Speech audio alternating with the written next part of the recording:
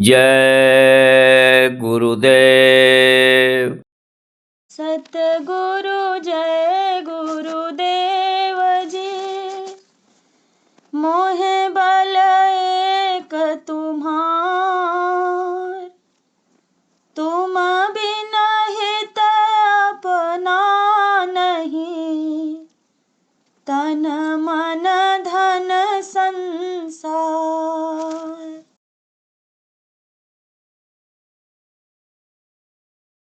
सूरत तू कौन कुमति उरझानी, सूरत तू कौन कुमति उरझानी, मन के साथ फिरे भरमानी, मन के साथ फिरे भरमानी, गुरु की सुने न बानी, गुरु की सुने न बानी, सूरत तू कौन कुमति उरझानी, कनिक कामनी लागी प्यारी, कनिक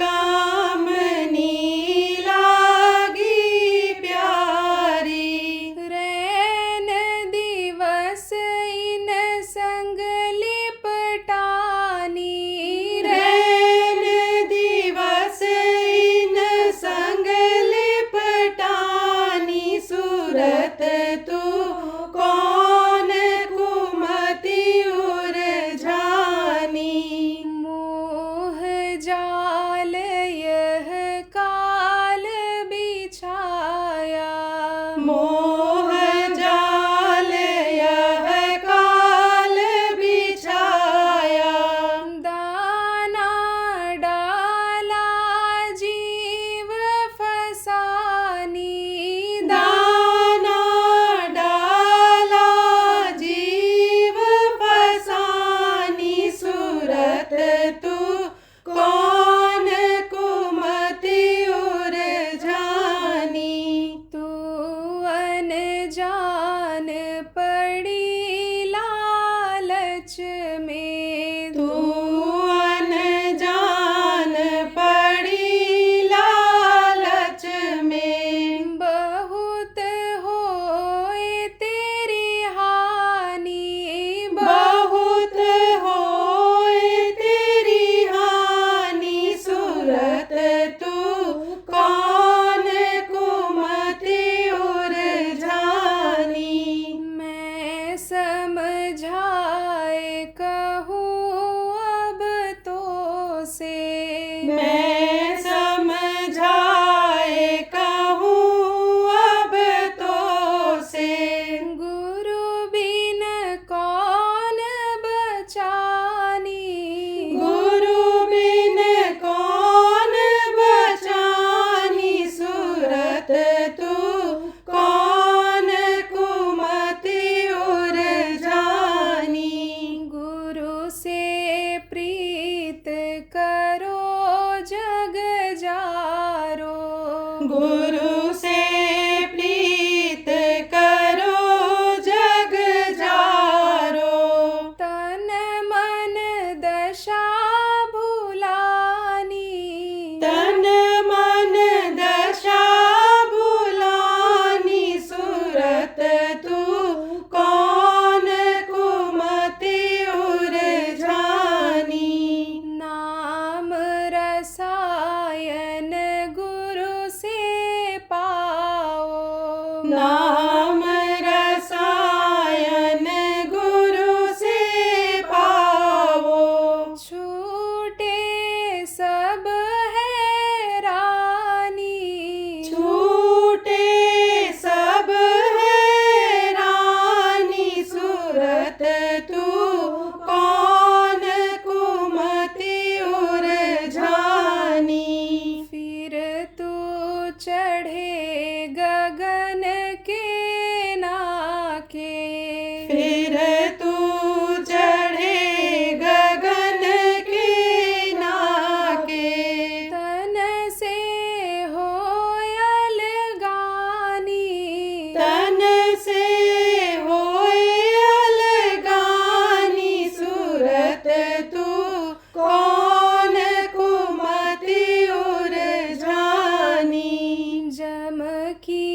घात बचा ले प्यारी। जम की घात बचा ले प्यारी।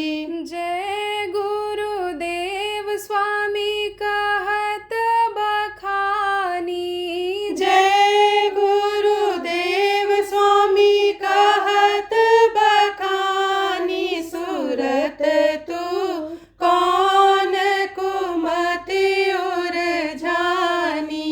सूरत तू कौन कुमति उरझानी। जय गुरुदेव। जय गुरुदेव।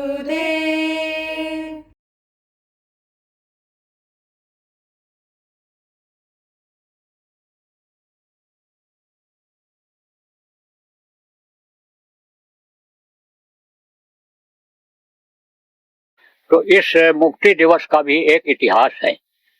कुछ समय पहले यानी समझो कि इमरजेंसी लगी थी, तो अब उस इमरजेंसी में सकल धर्म देख कहीं विपरीता, कहीं न सकहीं रावण भयभीता। रावण के भय से जैसे कोई कुछ बोलता नहीं था, चुपचाप रहता था। ऐसे ही जानते थे लोग कि अनीति हो रहा है, अत्याचार हो रहा है, गत्तात हो रहा है, भ्रूण हत्या हो रही है, नसबंदी हो रही है, जबरन लोगों को सताया जा रहा है।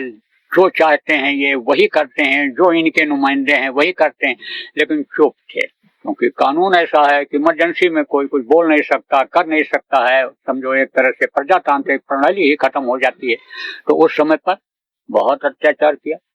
तो सबसे पहले तो क्या किया, जो भी कहीं भी किसी भी मामले में बेवा प्रधानमंत्री का विरोध किया।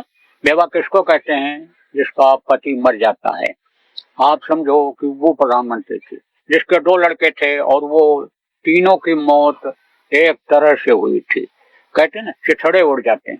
चिथड़े उड़ने का मतलब क्या होता है, कहते कचूमर निकल गया। कचूमर निकलने का मतलब क्या होता है, अंग अंग ऐसे बिखर जाते हैं। ये मरने के बाद भी बॉडी जिसको कहते हो, ये यानी समझो कि साफ नहीं दिखाई पड़ती है कि पैर इन्हीं का है कि दूसरे का कर लगा दिया, कि हाथ किसी का है कि कुछ नहीं, पता ही नहीं चलता, बिखर जाता है। तो आप ये समझो कि साधु अवज्ञा कर फल ऐसा और जरे नगर अनाथ का जैसा। आप ये समझो इमरजेंसी लगाया था और इमरजेंसी में गुरु महाराज को जेल में बंद कर दिया था। बाद में वो माफी मांगने भी गई थी, माफ भी किया था, लेकिन गुरु महाराज ने कहा था अपने बच्चों को राजनीति में मत आने देना, लेकिन नहीं माना। नशा होता है, भूत चढ़ता है इसका, और वो सक्रिय हो गए। उसके बाद में जब उसकी मृत्यु हुई, मरी गई वो, तो लड़के जब आए तो उनका भी वही हाल हुआ। तो कहते हैं ना कि अहंकार बहुत बुरी चीज होती है। अहंकार उसको आ गया कि अब हमारे समान और कोई नहीं है। जैसे रावण था, कहता था कि हमारे इतना जानकार कोई है ही नहीं, और स्वर्ग वैकुंठ क्या होता है, हम तो जमीन से लेकर के और स्वर्ग तक सीढ़ी लगा देंगे और सीढ़ी पर चढ़ करके लोग स्वर्ग पहुंच जाएंगे। ऐसे ही अहंकारी हो गई थी। गुरु महाराज भविष्यवाणी करते थे। भविष्यवाणी लोग क्यों करते हैं, देखो एक तो होता है कि प्रकृति के बारे में, लोगों के बारे में भविष्यवाणी होती है, वो तो कट जाती है। व्यक्ति के बारे में जो भविष्यवाणी की जाती है, बताया जाता है उसके सुधार के लिए, संभलने के लिए। एक एक को कहाँ सबको बताया जा सकता है, इसलिए मंच से भी कुछ बातें बोली जाती हैं तो खराब लगता है आदमी को। समझ लो आप कि जैसे 1 गिलास दूध है, 1 गिलास पानी है, 1 गिलास खून है। आप सिक्का डालो तो दूध वाले गिलास में से दूध निकलेगा, पानी वाले में से पानी निकलेगा, खून वाले में से खून निकलता है। खून जहां भी गिरेगा गंदा कर देगा, लाल दिखेगा, खतरा पैदा कर देता है कि यहाँ खून गिरा है, खतरे की जगह है। ऐसे ही हनी वो बातें खराब लग गई और बंद कर दिया गुरु महाराज को जेल में। गुरु महाराज के साथ हम लोग भी जेल गए, हम लोग भी वहां पर रहे। गुरु महाराज यानी आप ये समझो कि यानी 23 मार्च को बाहर निकले थे। हम लोग जो है 1-2 महीना पहले निकले, जब चुनाव की घोषणा हो गई, जनता पार्टी जब बन गई, तो गुरु महाराज ने आदेश दिया कि तुम लोग अब जमानत करा लो, निकल जाओ और जाओ प्रचार करो। तो समझो कि यानी बहुत प्रेमी गए थे, हम ही नहीं गए थे। आप ये समझो कुछ बच्चियों के बच्चे भी पैदा हुए वहां इमरजेंसी में। आप ये समझो यातना भी बहुत दिया था, लेकिन गुरु के प्रेम में, गुरु की मौज में जेल चले गए थे। हालांकि लौटने के बाद गुरु महाराज ने सबसे पहला कार्यक्रम बाराबंकी में किया था और कहा था इनकी पेंशन बन जाएगी। पेंशन मिलती, हम लोगों को भी मिलती, हम तो उसमें से खर्च नहीं करते, हमको तो आप खिलाते हो, प्रेमियों का मेहनत की कमाई खाते हैं, हम तो ऐसे वैसे लगा देते हैं, खर्च कर देते हैं, क्योंकि सरकारी धन अच्छा नहीं होता है।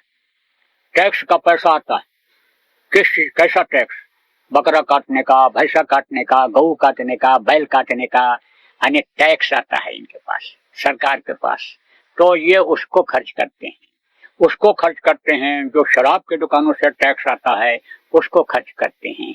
शराबबंदी अगर हो जाए तो जो अपराध होता है उसमें खर्चा होता है, वो शराब के इनकम से यानी समझो कि ज्यादा खर्चा होता है, और उसमें लोगों की जान भी चली जाती है, इज्जत भी खत्म हो जाती है, क्योंकि शराब के नशे में ही कत्ल होता है, शराब के नशे में ही व्यभिचार करते हैं, शराब के नशे में ही अपराध करते हैं। उसमें परेशानी घर वालों को होती है, जिसका चला जाता है इज्जत उसको होती है, धन चला जाता है उसको होती है। ये जो बेचारे पेट के लिए दिन रात दौड़ते रहते हैं, बच्चों की परवरिश के लिए, पेट पालने के लिए जो तनख्वाह पाते हैं, या अधिकारी हैं, कर्मचारी हैं, या पुलिस के सिपाही हैं, सबको तकलीफ होती है, सबको कष्ट होता है, और एक का 4 खर्चा होता है। शराब ये लोग अगर बंद कर दें तो अभी आप ये समझो कि बहुत कुछ अमन चैन हो जाए।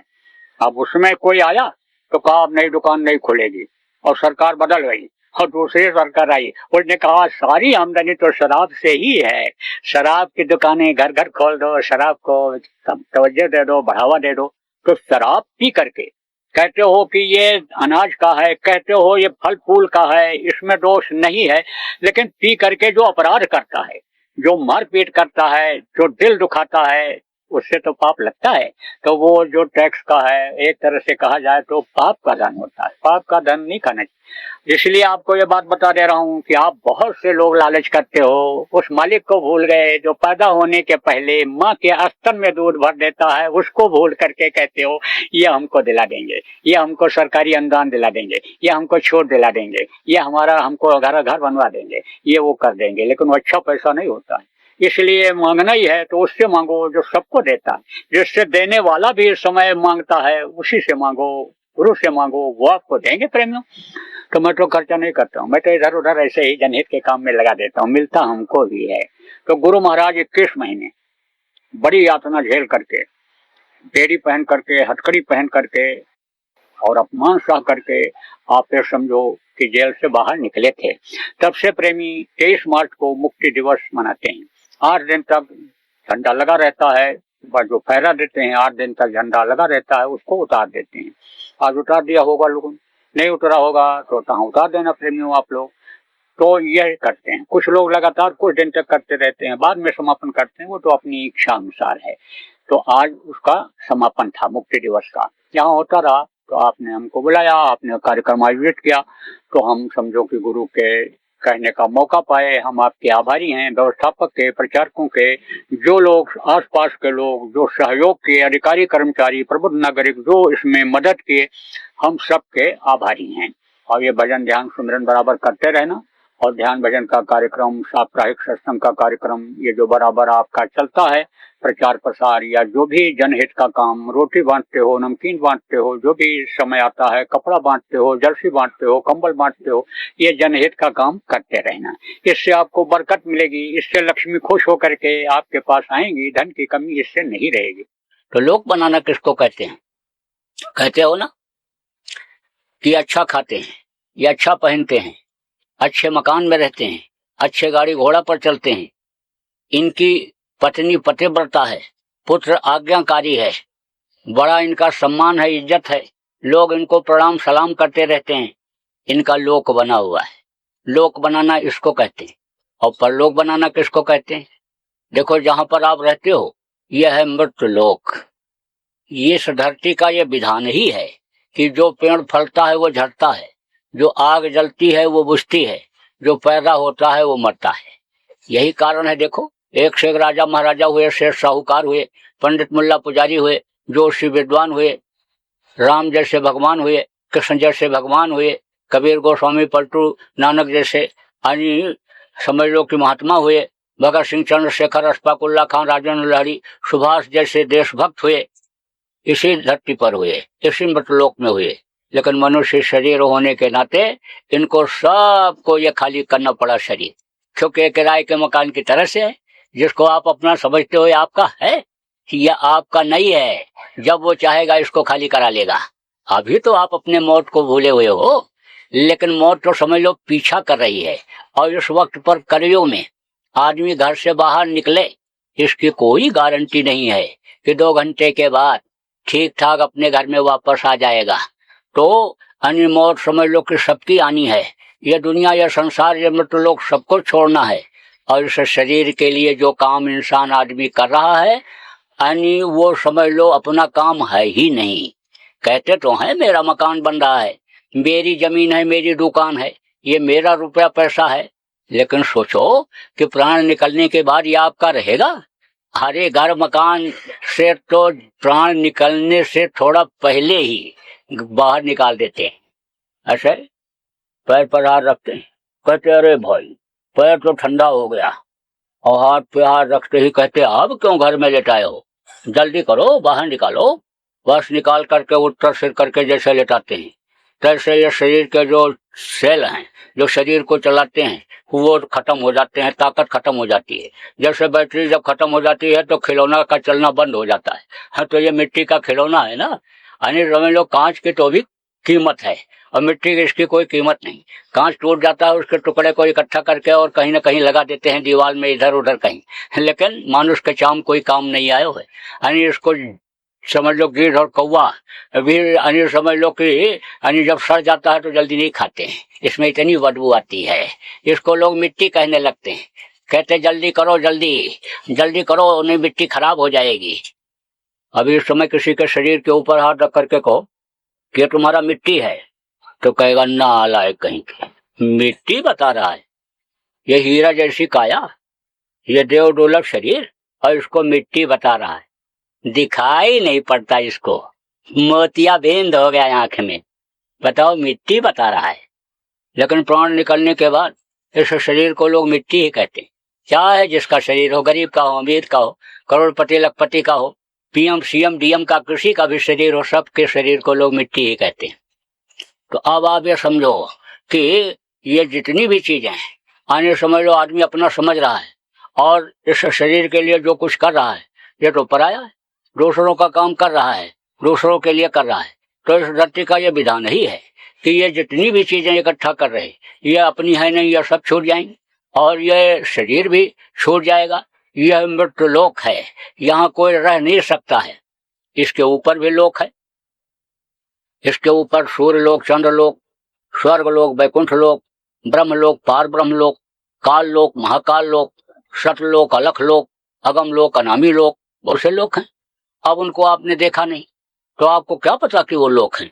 और आप अन्य समझ लो कि जिस चीज को नहीं देखते हो उस पर जल्दी विश्वास भी नहीं करते हो, लेकिन जिस चीज को आपको दिखा दिया जाए तो आपको विश्वास हो जाएगा। मान लो बर्फ के ऊपर आप हाथ नहीं रखे तो आपको क्या पता कि बर्फ ठंडा है।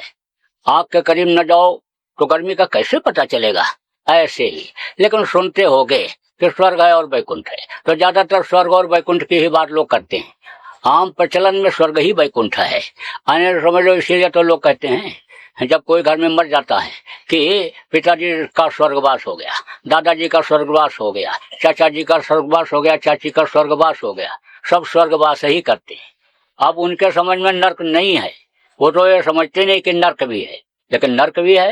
नर्क और स्वर्ग दोनों है।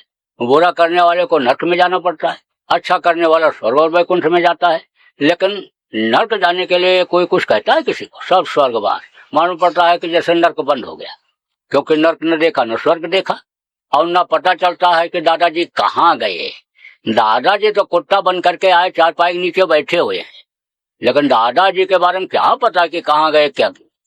आप देखो राजा महाराजा ने बनवाया, क्या बनवाया? किला बनवाया, महल बनवाया, और खजाना डाल दिया नीचे पड़ा हुआ है। उसको अन्य समझ लो कि खोदने की कोई हिम्मत भी नहीं करता निकालने की। जब खोलते हैं दरवाजा तो कौन बैठा दिखाई पड़ता है? सांप। अब क्या पता कि वो सांप कौन है, लेकिन वो तो बैठ के रखवाली कर रहे हैं, वो बैठ के रखवाली करे। देखो कबूतर अक्सर मरराते रहते हैं, कबूतर। अब वो कबूतर मरराते हैं कि वो रखवाली करते हैं धन की। जिनका मन धन में ही लगा रहता है, तो कहा लौट लौट 84 आया, लौट लौट करके उसी धन के भोग के लिए उसमें आना पड़ता है। तो अब आप ये समझो कि स्वर्ग और वैकुंठ ये अलग अलग दर्जा होता है, यानी और नर्क भी अलग होता है। जो पाप कर्म करते हैं उनको नरकों में जाना पड़ता है। आज तो आप कहते हो ना कि आंख बचा करके गलत काम कर लो, क्या कहीं कोई देख रहा है? लेकिन जिसको आप नहीं देख पा रहे हो वो आपके सारे कर्मों को देख रहा है और लिख रहा है। पैदा होते ही दो दूध बैठा दिया और दोनों वो लिखते रहते हैं, और जब समय पूरा होता है तो ये कागज ले जाते हैं, वहां फाइल पेश कर देते हैं। जो अपने इस मनुष्य शरीर के पाने का लक्ष्य नहीं समझ पाते हैं और अपने शरीर के लिए ही खाने का इंतजाम, कपड़े का इंतजाम, घर मकान बनाते रहते, बाल बच्चों को पढ़ाते लिखाते रहते हैं, परवरिश करते रहते हैं कि पढ़ लिख करके बुढ़ापे में लाएंगे, खिलाएंगे, शरीर की सेवा करेंगे। यानी ऐसे लोगों को यानी मरते वक्त भी बड़ी तकलीफ होती है। देखो यमराज के दूत आते हैं खाली कराने के, भयंकर, और जब वो मारते हैं तो चिल्लाते हैं मरने वाले लोग। काका, चाचा, दादा, नाना, मामा सब खड़े रहते हैं, लेकिन कोई मददगार होता है? टट्टी और पेशाब तक हो जाता है बहुत से लोगों का। अब आप ये समझो कि उनकी जीवात्मा को वो निकाल लेते हैं, यमराज के दूध मार मार करके, कूट कूट करके। ये शरीर तो यहीं छूट जाता है, इसको ले जाते हैं, मिट्टी के शरीर को लोग मिट्टी में मिला देते हैं, जला करके राख कर देते हैं, और जीवात्मा ये फंस जाती है तो उसको यमराज के सामने पेश होना पड़ता है। जीवात्मा क्या है? यह शरीर को चलाने वाली शक्ति, तो उसको वहां पेश होना पड़ता है, और ये अपना दोनों दूध कागज पेश कर देते हैं। बस वो फौरन तुरंत सजा बोल देते हैं, ले जाओ इनको, नरकों में डाल दो, इनको काटो, सड़ाओ, गलाओ, टपाओ। बड़ी मार पड़ती है। ऐसे तीर मारते हैं, आंखें फूट जाती, और उसके बाद में कोड़ा लगाते हैं, उसके बाद में गदा मारते हैं। उनका गदा कैसा होता है? जैसे हनुमान जी को खड़ा कर दिया गदा लेकर के जगह जगह, ऐसे नहीं, खड़ा कर देते हैं लोग। कहाँ? धूप में। कहते 125 फुट की मूर्ति हमने बनाया, हनुमान जी के नाम के लिए बना देते हैं। जितना धूप लगे सब हनुमान जी को, जितना पानी गिरे सब हनुमान जी के ऊपर, जितना ठंडी पड़े सब, धूल गर्द जो भी टट्टी पेशाब उड़ करके धूल गर्द आवे सब हनुमान जी पर पड़े। कोई साथ भी करने जाता है उनको? अगर वो गदा दिखाने लग जाए, गदा कि तुम हमको धूप में नहीं खड़ा करोगे, तो कोई मूर्ति बनाएगा इस तरह के नाम के लिए? यानी मारे न दिखाने ही लग जाए।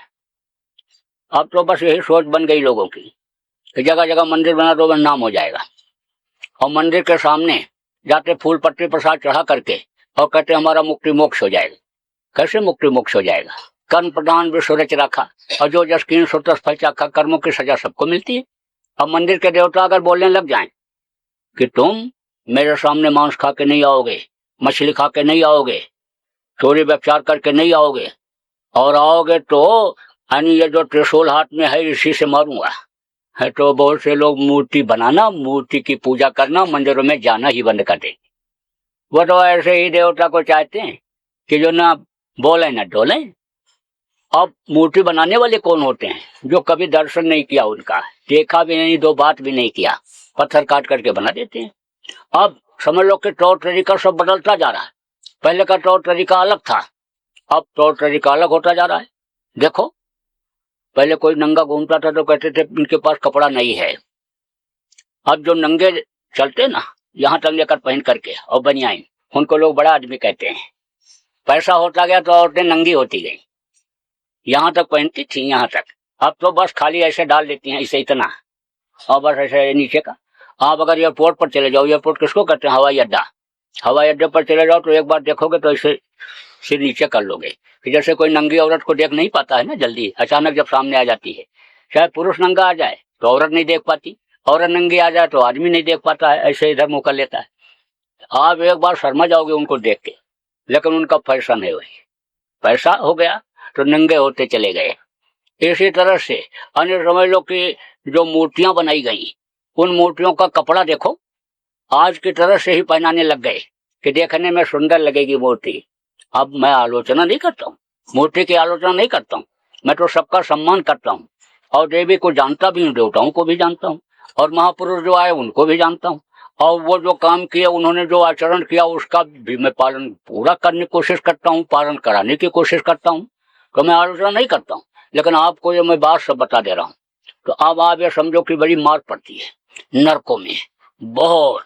यानी समझ लो वहां से यानी जब वो आवाज लगाता है तो 100 कोस तक चिल्लाने का आवाज आती है, कोई बचाने वाला वहां नहीं होता है।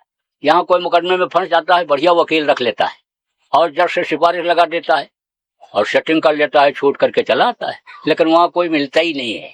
गुहार करने पर, यहाँ बुलाने पर तमाम आदमी इकट्ठा हो जाते। वहां तो चिल्लाते रहते, कहते जब सबकी दाढ़ी में आग लगती है तो अपनी अपनी बुझाते हैं, जब सबके ऊपर आफत आती है तो अपनी जान बचाते हैं लोग। ऐसे वहां सबके ऊपर आफत रहती है। देखो जब महाप्रलय होता है तो इस धरती पर कुछ नहीं बचता है, खाने का कुछ बचता ही नहीं, अपना पानी पीने का बचता है। आदमी को अन्न की कमी जब हो जाती है तो पेड़ की पत्तियों को खाता है, फिर छाल को खाता है, फिर जानवरों को खाता है, फिर आदमी आदमी को खाने लगता है, और वो भी जब नहीं है तो बिल्कुल असहाय हो जाता है, ऐसे गिर जाता है। ऐसे एक दूसरे को देखता रहता है, कोई मदद नहीं कर सकता, आवाज मुंह से नहीं निकल सकती। कहते ना कि तड़प तड़प करके, ऐसे तड़प तड़प करके मरते हैं। ऐसे जब महाप्रलय होता है ऐसे वहां तड़पते हैं, चिल्लाते हैं, रोते हैं नरकों में, लेकिन कोई मददगार वहां नहीं होता। फिर उस मालिक की दया होती है, क्योंकि जितने भी जीव हैं सब उसी मालिक के हैं। तो उनका जब कर्म वहां से कटता है तो उनको इधर भेज देते हैं। किधर? कीड़ा मकोड़ा सांप गोजर बिच्छू के शरीर में, यानी 84 लाख योनियों में, यानी समझ लो कि इधर आना पड़ता है। और गाय और बैल की यौन के बाद तब ये मनुष्य शरीर 9 महीने माँ के पेट में रहने के बाद तब मिलता है। गुरुदेव, गांठ खुलवाओ, जन्म कराओ, कष्ट मिटाने अम्बाला आओ। गुरुओं की धरती पर दुख हरता संत सदगुरु का आगमन। इंसान इस शरीर को अच्छा खिलाने पहनाने रहने की सुख सुविधा के बंधन में तो बंधा ही हुआ है, साथ ही साथ 5 तत्व और 3 गुण की गांठ यानी 8 बंधन में जीवात्मा बंधी है। यह बंधन तभी छूटेगा जब बंदी छोड़ समर्थ गुरु से उपाय मालूम हो जाएगा।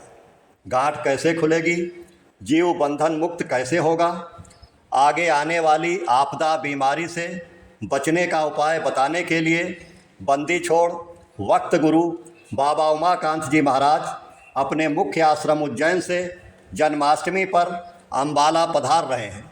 बाबा जय गुरुदेव जी महाराज के आध्यात्मिक उत्तराधिकारी बाबा उमाकांत जी महाराज वही समर्थ संत हैं जिनके दर्शन करने, सत्संग सुनने व सरल से सरल उपाय बताने के बाद करने से हर तरह की तकलीफ़ों में 10% से लेकर 100% तक फ़ायदा हो जाता है।